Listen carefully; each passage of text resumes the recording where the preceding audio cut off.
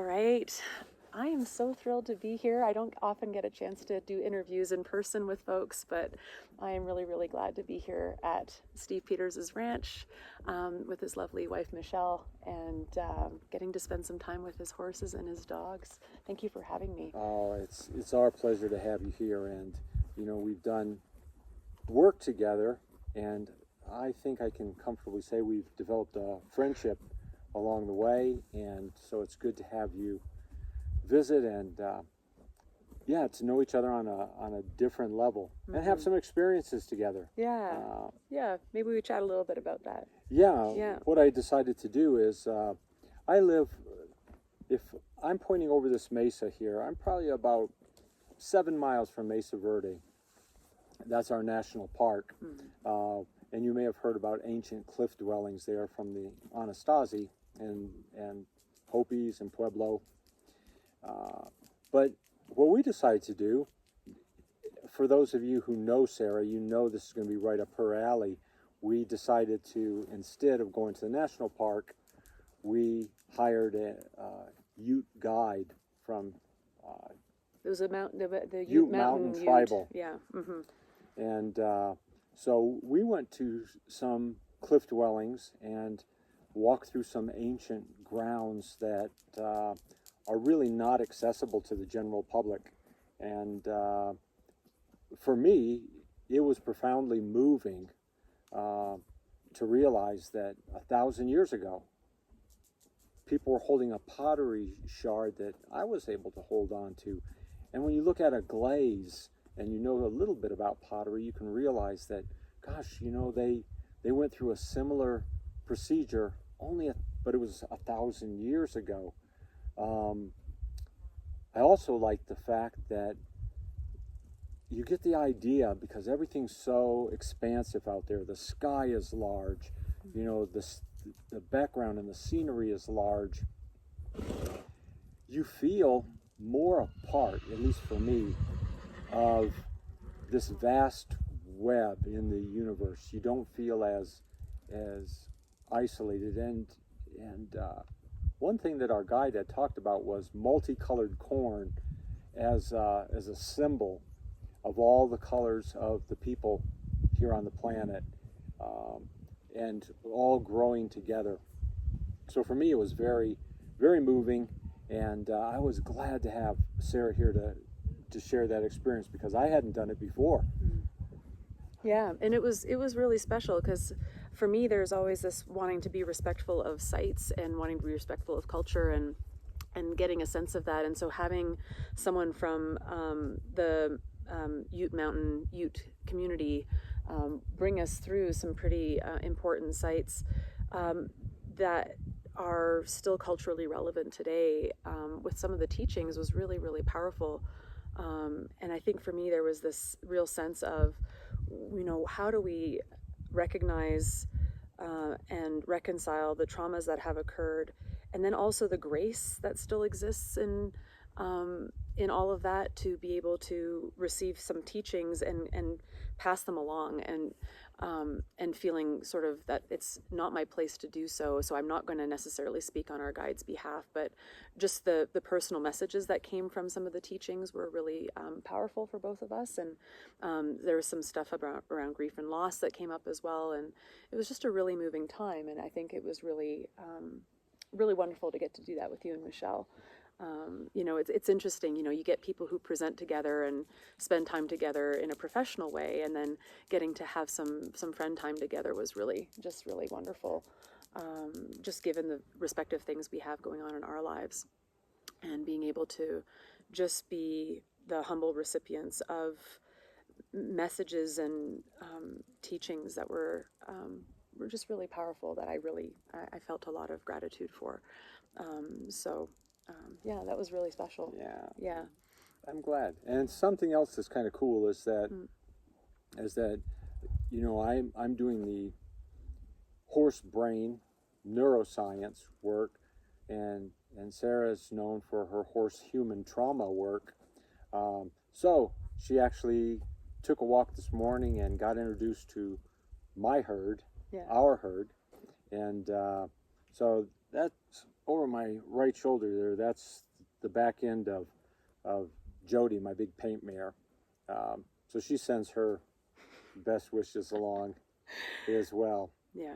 Well, on that note, maybe we can share a little bit more, because part of these interviews that I do are to help people sort of hear a little bit more about the background of people that I think are really interesting, and also get a little bit more of an interest in this idea of horse-human trauma recovery and how do we start to position this a little differently. And it was interesting because in our setup, I was saying, well, maybe we could talk a bit about, your horses and their backgrounds, and you'd said, oh, well, was it Jody that you said didn't have trauma? Yeah. And then I was, Actually, that's not true. you hesitated, and Yeah. I said, oh, well, how are we defining trauma? And maybe that's a really good conversation to have, because I came down here to Colorado and was doing a bit of teaching. And it was interesting because the question came up about how do we explain this to folks in a way that people will really get it? Because people often think trauma is this big T thing where it's like either a car accident or like a sexual assault or military service, or maybe not necessarily military service, but like a trauma that occurred as part of occupational stress. And people often think, well, I didn't have any of that, therefore I don't have trauma, and I define it much more broadly. And so maybe we could have a chat about that, because I think that's going to be really helpful for folks in terms of changing a little bit the framing or the lens through which we're looking at this. Well, Yeah. I have some horses that have. Yeah. I have some horses that have been through, what we would call a big T trauma. Mm-hmm. But when Sarah had said, well, how about Jody? And I said, well, she hasn't had a trauma. Well, let me give you a little background on Jody. Jody was on a farm in Wisconsin. A farmer owned her. She was with no other horses, just let loose in a large pasture. And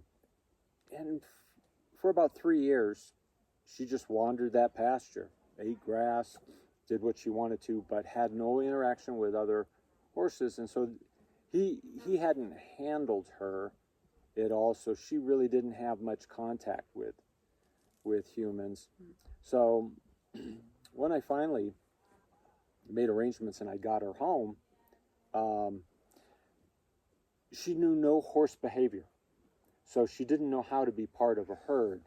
And it was tough going for her.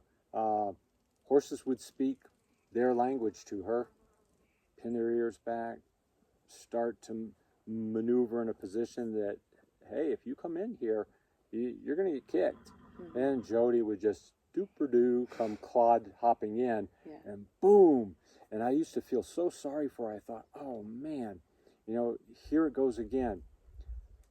But actually, over time, she did learn this horse behavior. She's a big, stout horse. So I think she eventually said, okay, that's enough of this, and built her own boundaries. And now it's pretty easy going. But so I don't know if that would qualify for a trauma, but I know she did not have an easy adjustment to becoming a horse. Well, so here becomes the question, right? If we're going to look back on this developmentally, like we think of critical and sensitive periods of development, and when do ruptures happen in relationship for horses? And I go, okay, so like, do you know anything more about her history? What age did you get her at? How old was she when she had those 3 years without any kind of equine interaction? Do we know what age she was weaned at and how she was weaned, right? Because I look at what would we qualify as trauma in humans, and a lot of it is these early ruptures and these early sort of shocks to the still developing system. And if things happen at sensitive or critical periods of development, then that might set a different course in terms of the physiologies. I don't feel safe in the world, and I don't have my herd to turn to, and so many domesticated horses have what we might call developmental trauma in humans because of these early ruptures, and so which we don't see in horses in the wild so much. You have 2 Mustangs, or formerly wild Mustangs here, and do you know at what ages they were rounded up? I believe both were around 2. Around 2. So up until age 2, we could imagine that those 2 Mustangs that you have, had probably a relatively consistent development where they're with their bands, their family bands choose each other, they're with their mares for a fair amount of time, they wean more naturally. Some of them are still feeding off their moms at around age 2. I mean, Yeah. they'll come and nurse while mom is nursing the next sibling, you know, and so they have this continuity of relationship where I've got this landing strip to come back down to, and so many domesticated horses don't have that, you know. And so I get really curious about, oh, like, what differences have you noticed between the horses that you have from the Mustang roundups, who may have like what we might call the shock trauma, you know, of the roundup, especially if the roundup happened in a way that wasn't humane or wasn't low stress, versus the horses that you have that were born in captivity and raised in captivity and have all the things that happen in captivity. And have you noticed any differences between them? Yeah, well, I don't know how much with Bug, one of my Mustangs. I don't know how much the trauma was created by helicopter roundup versus having 6 owners prior to me. On top of it. Right. Yeah. With Bug, I do know that I had tracked down, I think, his 5th owner, and he was heard to say, you know, the people before him, they just let him walk all over them, so he was going to teach Bug a lesson. So he kind of old school tried to sack Bug out, and that didn't work. So Bug ended up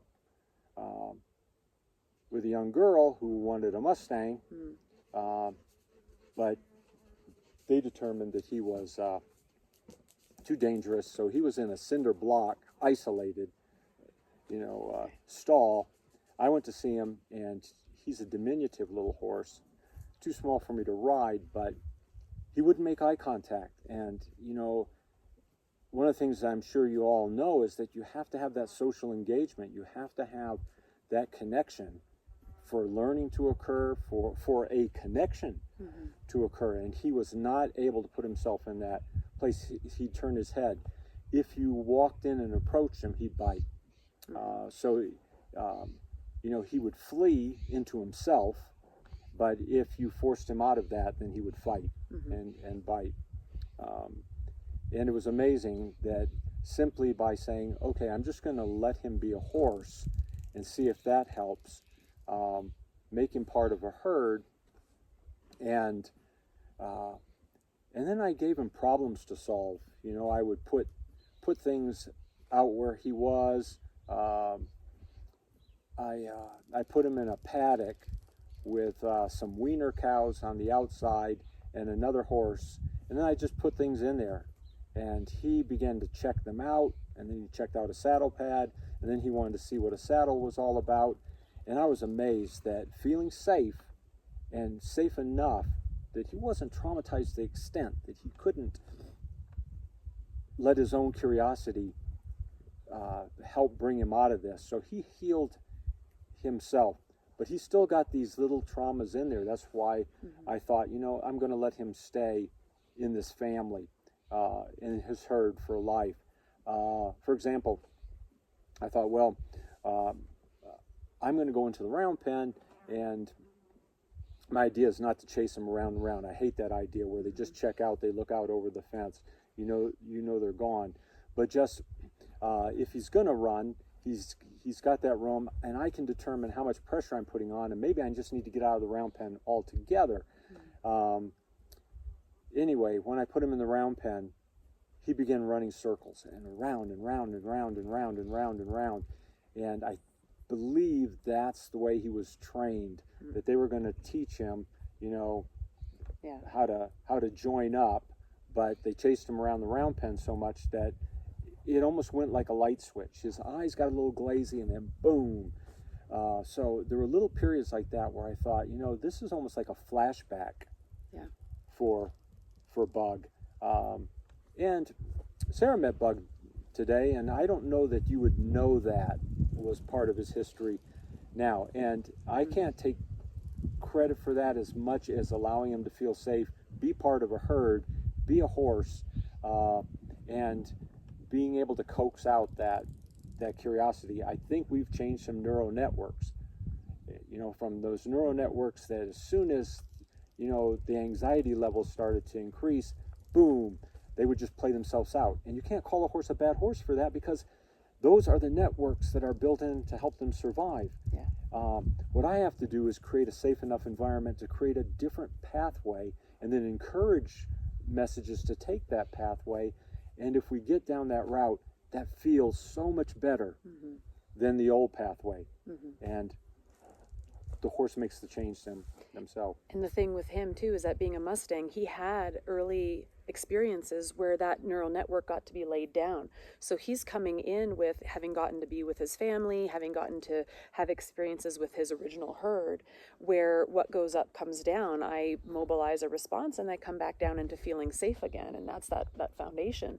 And so he comes into captivity, the shock of captivity, the trauma of the capture process, and then going through 6 owners and various types of handling during that time. And so then he comes into captivity and he has a very particular experience, but that experience, as unfortunate as those were, are sitting on a baseline. He got to have a baseline that so many domesticated horses don't get. And I think that's the piece that is important for us to recognize, is that there can be those shock traumas, whether physical shock or relational shock, that occur in adulthood. And I think about this with human psychotherapy clients of mine, where we often sort of talk amongst ourselves as clinicians, going, it's always so simple when it's just straight PTSD, it's just single incident, but often the shock traumas are sitting on top of like a long history of developmental difficulties that have occurred, and that makes it harder to heal because that baseline wasn't put in place. And so Bug got to have secure attachment with his herd. We're going to make an assumption, right? Because if he wasn't rounded up till he was 2, then he's been with his herd that time. So we can make some inferences here, right? So he had a certain amount of baseline going into the experiences. That doesn't make those experiences okay, but it does mean that we can see a very different horse. There was already the baseline ready to come back online when the conditions were right. And then he has access to that. Yeah. And we don't see that as much with sort of horses that were weaned too young, had imprint training, that were handled rough from the start, or had very confusing experiences with humans off the start, where maybe they were showing signs of, I don't want any harm, and they're looking away, and the human isn't paying attention to that stuff and isn't recognizing the thresholds or the cues, and the horse is just misattuned to constantly. And then we have this pattern that plays out, This is a great conversation because I think Sarah hit the nail on the head. The importance of that early foundation. I mean, we find this in humans and in the animal research. With human studies, if you look at Romanian orphans who don't have all those things in place to make them more resilient. And by more resilient, I don't just mean emotionally and psychologically. Actually, you're creating neuronal changes. You get these glucocorticoid receptors that actually help to mediate cortisol and glucocorticoids in your system that allow you to be more resistant and resilient to stress. But if you don't have those, you can be just overwhelmed, lost, and there is no foundation. There is no, as you say, landing strip. Yeah. There's no landing strip to come back down to. So what goes up doesn't come back down, because it's like, I don't know that I can feel safe in relationship and move through this response pattern, right. And come back down to where, I've got more sustainable responses or sustainable physiology on board. It's just not there. They didn't get to experience that. And Bug got that. Yeah. So there's a lovely foundation in place for him to find his way back to knowing how to be a horse. It's been heartwarming. Yeah. And Jody, interestingly, didn't get to have that. And so I've seen this before, where a horse has so much developmental need. There's been so much rupture. There's been so much need not getting met, where the desire for connection is so strong that they'll bypass all the cues of danger in relationship, approach relationship, even at risk of physical harm, of being sort of chased off or whatever, because my need is so great. I just need to be close. I want to be close. And I will bypass the cues of danger in order to have the thing.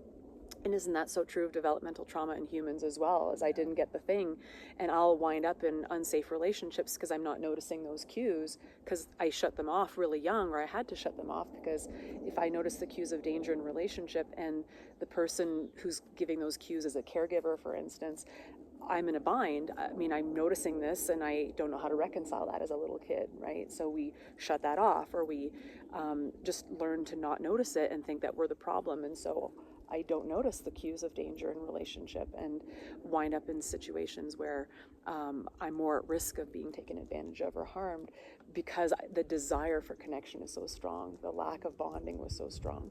And this happens sometimes in horses too. I think if we did a better job of studying, especially mammals, in their natural habitats, that's what they're designed to do, and that's how they excel, and that's where they thrive. Zoos learned this because they tried to do it their way, and we ended up with all kinds of traumatized animals that had all kinds of behaviors to try to cope with an abnormal situation. And so you wonder, well, horses in the wild, at what age are they actually weaned? When do you stop seeing these young horses with their mothers? It's not an arbitrary finding, and you think, well, when you ask yourself, well, it's supposed to be a year. Well, who arbitrarily set that time frame? And is that really in line with the horse's true nature? And that's the whole point of ethology, which I really, really love, is when you start looking at ethology, it's the study of organisms under the natural conditions under which they evolved in order to thrive. And people have told me before, well, my horse has only ever been in captivity and domesticated, and it doesn't know any different, so what's the relevance of this? And when you start to actually go, okay, well, try something here. Let's see if we can shift the captivity conditions and see if something different emerges, and then something different emerges, sure enough. And people are like, wow, that's really wild. My horse has never known anything different, so I didn't know anything different was possible. But we all have a blueprint. We all have a blueprint for our species, and some of that blueprint is mammalian broad, and some of that blueprint is species specific. And there's a certain thing that's needed to support something particular to unfold. And when that isn't in place, then we start to see difficulties, and then we start to go, oh, well, you're a bad horse, or you're a bad boy, or you're a dirty horse, or that horse is rude, or that horse is aggressive. And I go, well, how much of this is reflective of the conditions? Like how much of that is, evidence of something? So a small example is, we use the conditions to, we have conditions that we set up in captivity, and then we see horse behavior, and then we go, oh, well, that justifies what I'm seeing. So for instance, it's kind of like the confirmation bias. I believe horses, so this is me making up a scenario, but like, I'll believe that horses have a hierarchy because that's what I was taught. And then I have my captivity conditions that set up a greater likelihood of resource guarding, because there aren't, the water trough is set in a certain spot, or the food is set out in a certain way. And then what ends up happening is we start to see the behaviors that we call, oh, look at that, that's the dominant mare, or that's the boss of this particular herd, and they're just, this is just how they are. And then the environmental conditions create the behavior that we see, which justifies our belief that, see, horses have hierarchy. See, exactly, it's right there. And it becomes interesting to go, so I wonder what would need to change in the environment, to see something different happen. And so sometimes it's as simple as, how are we feeding differently, or where's the water trough positioned? Can it be guarded in some way? And then we see far fewer of these behaviors, and it kind of shifts our perspective. It's like, I didn't know my horse was capable of this, or I didn't know my horse was going through that, or you keep a horse in isolation and it survives by shutting down, or by, being checked out in some sort of way because it can't follow its nose, it can't approach its friends. And then you bring it out into a herd, and it's so shut down that it starts to thaw as it starts to find its social engagement again. And then all the stuff that's underneath all of that freeze, and appease starts to show up, like, oh, I have so much need, I'm gonna, rush after you, or I don't know how to be a horse, or I don't know how to come out of my freeze, and maybe there's some fight response underneath that freeze, and we see a lot of intense energy coming up. And then if we just go, oh, well, that horse is really rude, or that horse is, got aggression issues, or I need to just learn how to put it in its place, or that horse needs to be worked more, I think the challenge becomes we're not seeing how the behavior is reflective of nervous system state and coping. And if that horse lives in a state of shutdown most of the time, and then it goes out into a herd setting, and there's all this energy moving through, and we inaccurately perceive that or misperceive that as, oh, bad horse, or, oh, this horse has aggression issues, or, oh, this horse thinks it's wanting to be the boss, or this horse XYZ, then we're missing part of the picture. Is how are the conditions creating the very thing that we're seeing, and then we're labeling it incorrectly. Yeah, I think we need to be really careful with our language, because our language will often dictate our mindset. Yeah. And would you call your child sitting in a chair, stubborn, ignorant, a problem maker, a bad person, right? But we call them a bad horse, and that just sort of flows off the tongue. And the real problem with using that language is then you feel like you can justify punishment. And I don't know that punishment plays any role. Jody's a photo bomber, by the way. I don't think punishment has any role in learning. And I think if you look at effective learning, you just look at research, you'll find that it's one of the least effective ways of. Yeah. Well, and it's interesting, because I was just, as you were saying the thing about would you say that to a human child, and my heart sort of broke in that moment as you said that, because I go, and so many humans did receive that message, right? And this is where this idea of horse trauma and human trauma start to intersect, because how many people sort of pass along to others how they were treated themselves and view that as normal, because something inside themselves had to disconnect in order to survive, and then we just pass it along and don't see it. And then we get these these theories like dominance theory, which has been sort of debunked, but we look at that and we go, oh, see, that justifies my authoritarian parenting style. I was treated this way, and I'm going to latch onto this theory because it seems to justify what I think of as appropriate, because it's how I was treated. And because I had to shut down as a kid, I don't know that anything different is possible. And so it just gets passed along. And so it just becomes kind of a sad reenactment. Yeah, they've done studies with wild animals and found that for some, especially roamers like horses, they walk and eat, walk and eat 15 hours a day. So they're always moving, always eating, always moving, always eating. Just putting a fence around that, sometimes no matter how large, actually adds to stress, environmental stress. And so there's some animals that even if you had a huge multi-acre property, just confining them to that creates stress. So when we see these behaviors come out, these what we call dominance behaviors that then match what we've heard about an alpha. Yeah. I appreciate your releasing there, Jody. That's really wonderful. But yeah, so if you get these horse training programs that are built, if you're not the alpha, you're the beta. If you're not, the leader, you're the follower. Horses in the wild, they get along in groupings, and it's not one horse that's really taking the dominant role. And then if we think we're going to play that role, well, they know we're not horses. Yeah. And here comes Comet over my Comet's over my arriving right as shoulder. well. She's another story in herself. Yeah. What do you know about Comet? Comet was at a farm in Connecticut, and she was in amongst about 17 horses, and they had about 15 acres to run around in. Okay. Well, the owner thought Comet, she was about 3 to 4 at that time, was a beautiful horse, but he couldn't catch her. So he created a chute system, and he got his friends on ATVs and got narrow chutes, and just like a wild horse roundup, they all yeehawed her into this Into a chute. into a small pen. Right. So they had taken away flight, and then when he tried to approach Comet, she'd paw at him, and then he took a whip in there because he didn't want to get pawed, so he'd whip her, and then she started to rear. So every time he approached her, Yeah. she would rear and paw at him.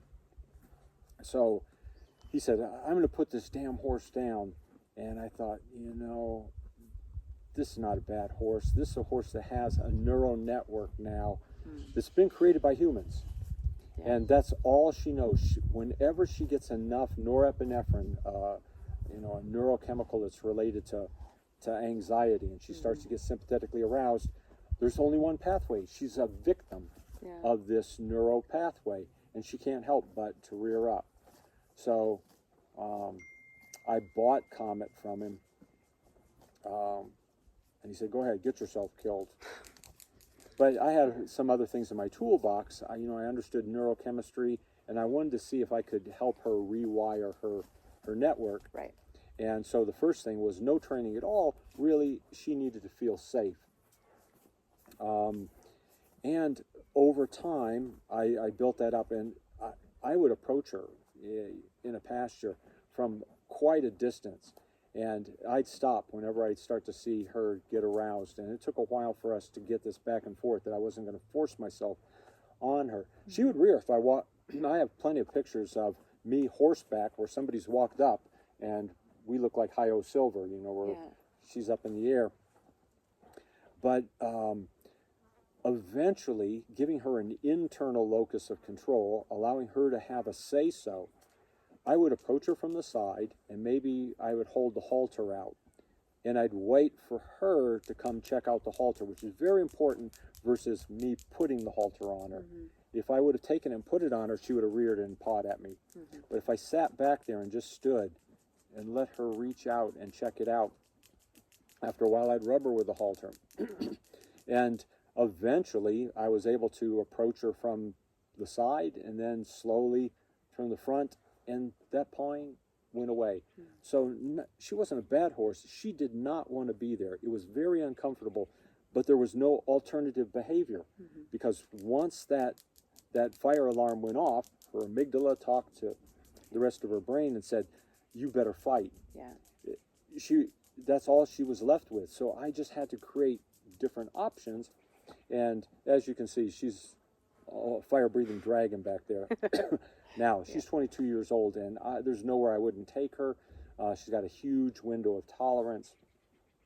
And I almost wish people would, instead of think of the task and how much time that task should take, let the horse tell you how much time things should take, and create neural networks.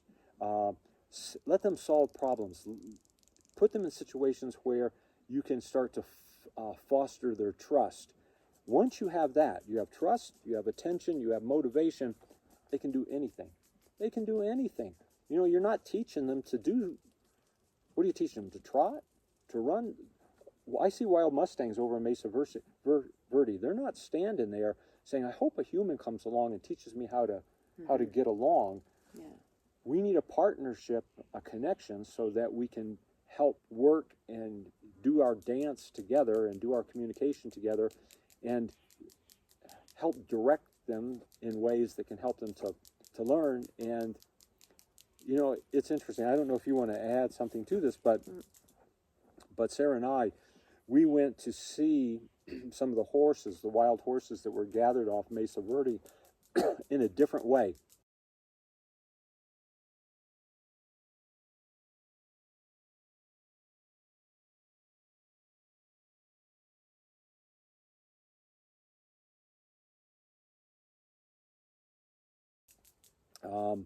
And amazingly enough, there's a huge difference between the horses that have been removed from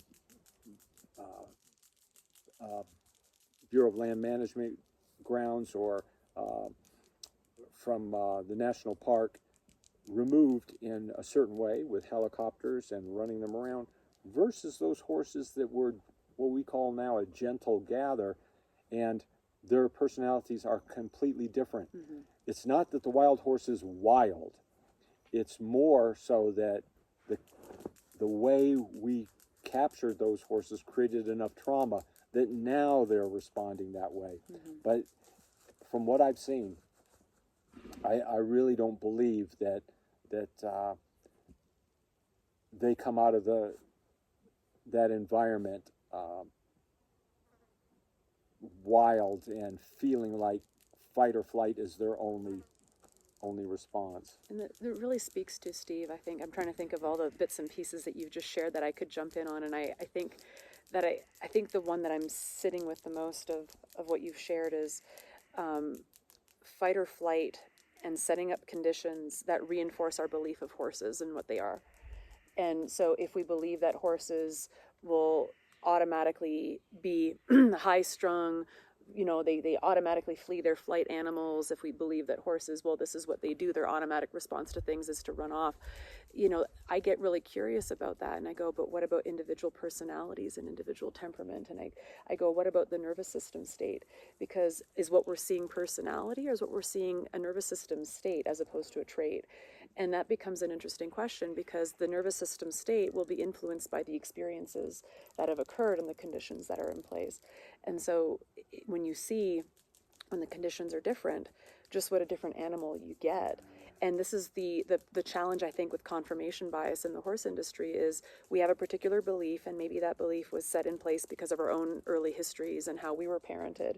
And then we look through that lens because something in me had to shut down in order to be able to tolerate my own history. And then I see everything through that lens. When you're a hammer, everything's a nail, right? And so everything starts to look that way. And then I set up conditions that reinforce my belief. And then it justifies my use of methods to induce more of these same behaviors because that's just how they are. And it just becomes a self-fulfilling prophecy. And when you start to see something be different, it's like, hey, it doesn't have to be this way.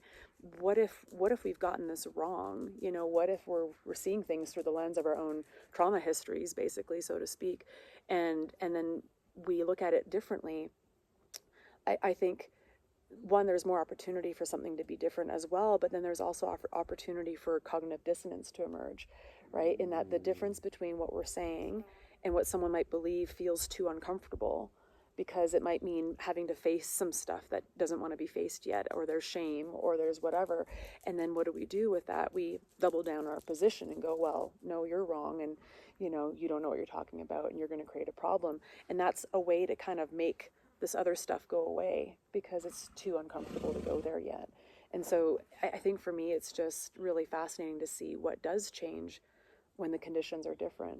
And then how do we hold a lot of graciousness towards humans for whom they're not able yet to see and don't have the capacity yet to sit with some of the discomfort, the shame, the pain that led to the current position, Yeah. So what do we have to be open to so that we're able to grow? And we have to be open enough to even try to understand some of the unconscious processes that play out in our brain. Sometimes I think of it as like two circles. And so here's a circle of new information, and here's the circle of information that you have. And you might be open enough to some of the new information that fits your paradigm, right. But all this out here is stuff that gets ignored. So you say, well, I'm looking at the scientific information, this one sliver here, but to go too far out and actually try to understand all of this can create cognitive dissonance. And what we're talking about with that term is when you hold the belief so firmly that your personal identity even gets caught up in that belief. Yeah. And now anything that threatens that is so threatening that we have to deny that information exists, and we stay in our little blocked in world. So we can't experience the whole world. We can't take in the whole world. We can't grow. Mm-hmm. We can't grow when we're in that box. Yeah. And this isn't about shaming if that is a thing that's happened for you, or you know people for whom that's happened, because this is a really normal way that we cope in order to survive in the world too. So this is more about like, hey, can we start to have these open conversations, I think, about what can get in the way of things being different, but from a place of a lot of like kindness and gentleness around it, because it is tough to go there. It can be exciting to as well. to recognize your own conformational bias. And in fact, at times, Sarah will call me on something. I'll say, holy mackerel, I didn't see that. And so then I have to work that through. And I know that's part of the growth, the growth process. Yeah, but that also requires the capacity to sit with what comes up when something happens. And so if the immediate response to new information is maybe there's a sensation in your body and there's a clenching in your chest and maybe a heat rises, and then immediately there's an emotion, and maybe that emotion is, I don't know, but then I immediately move to, oh, I'm going to now dismiss or deny or react or make some comment on some post, and there's a sequence there. There's a little sequence that occurs between the stimulus and the response, right? And when we start to recognize, oh, what is that little sequence there, and we slow that down, I mean, you have that capacity to sit with that, which is really lovely. And that's something I've had to work on too over the years is, how can I sit with information that's coming in that might feel threatening to me, and start to recognize, what's going on for me around that, to be able to receive, information in a different way. And that takes a certain amount of work and effort, to be able to do that. We want to explain our world because we want it to be predictable, and we want to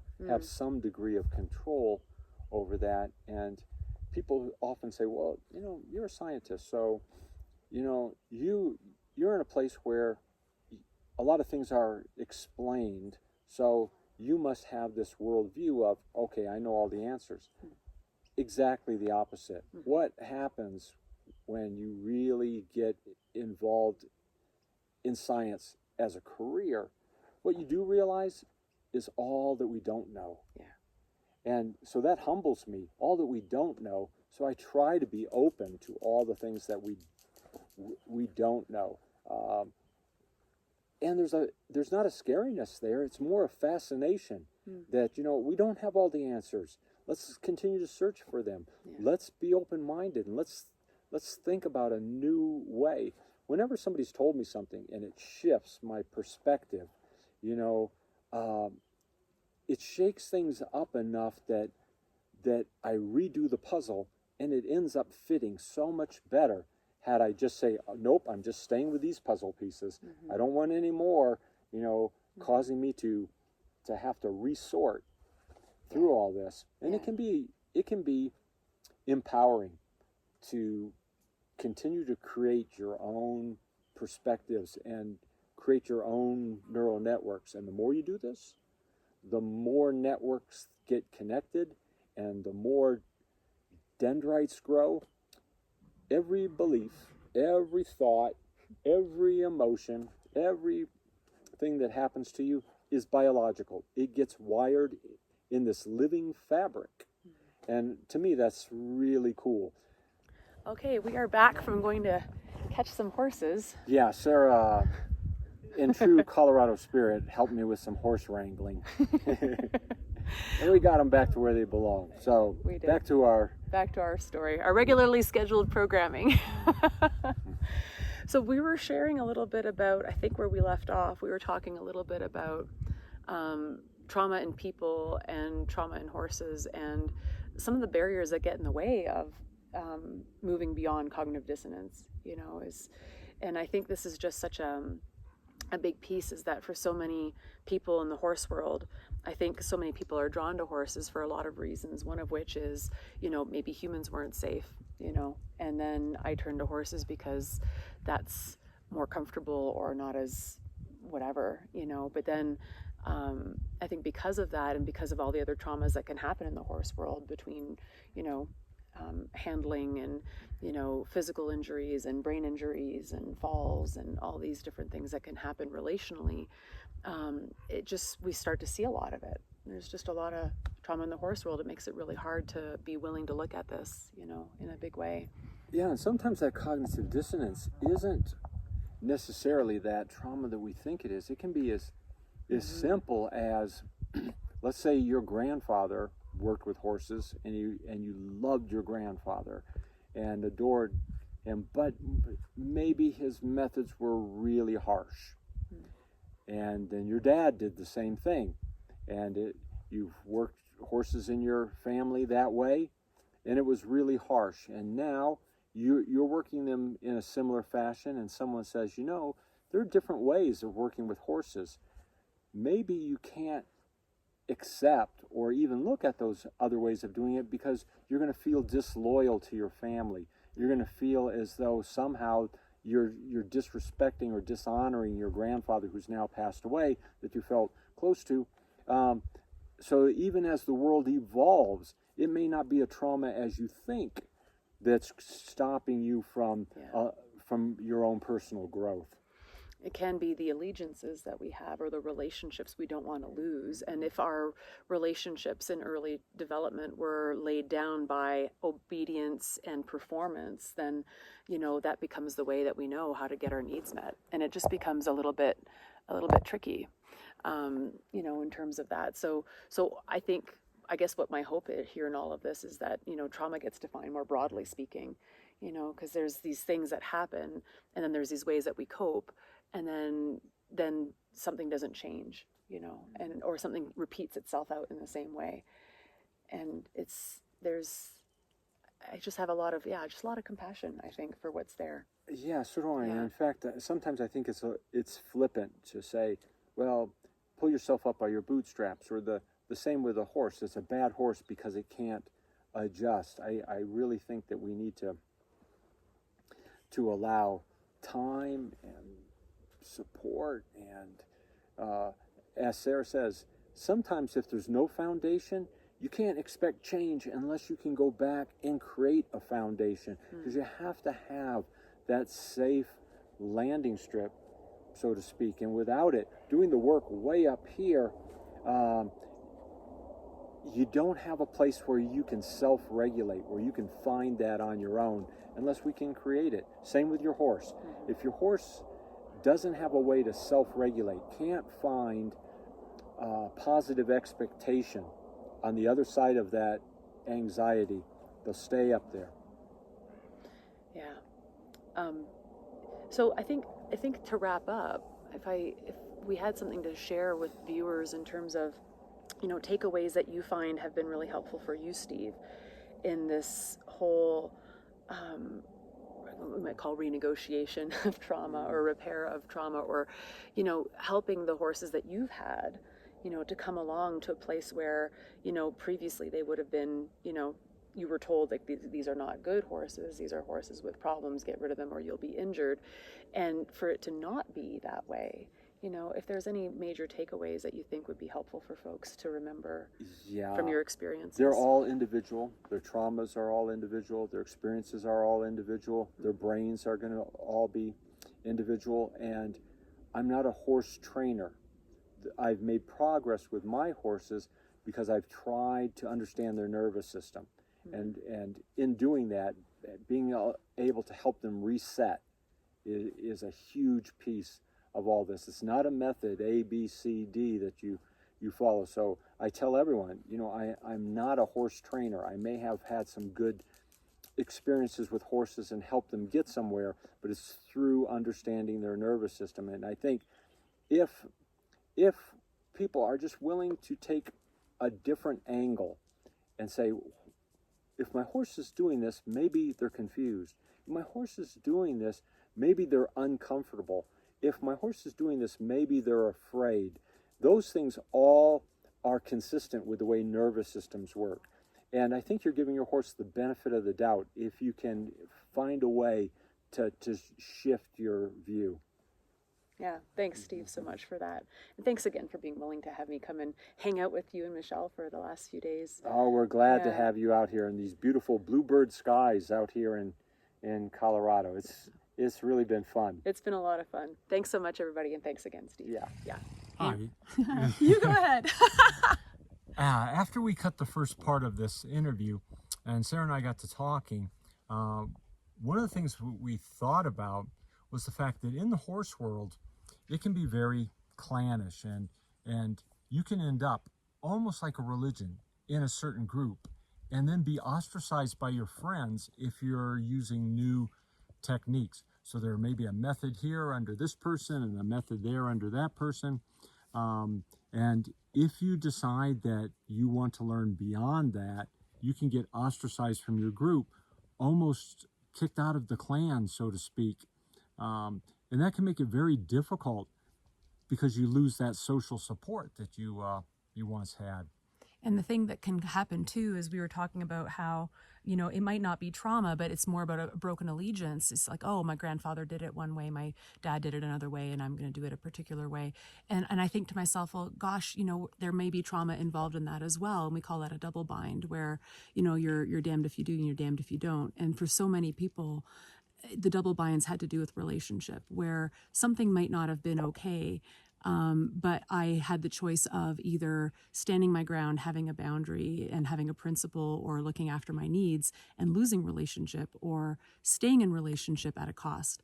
And sometimes that can happen in these kinds of clannish type situations as well, where I learn something new, but I don't want to risk losing the relationships that I now have, because maybe those relationships in that clan kind of replace what I didn't get when I was growing up. So now we've got like a triple bind, you know, and so it can be really complicated. And so trauma does show up in these different ways. It's not just about, oh, like, you know, like we talked about early on, you know, thanks, Jody. You know, it's not always just what's happening early on in our lives, but sometimes it's the relational stuff that gets complex.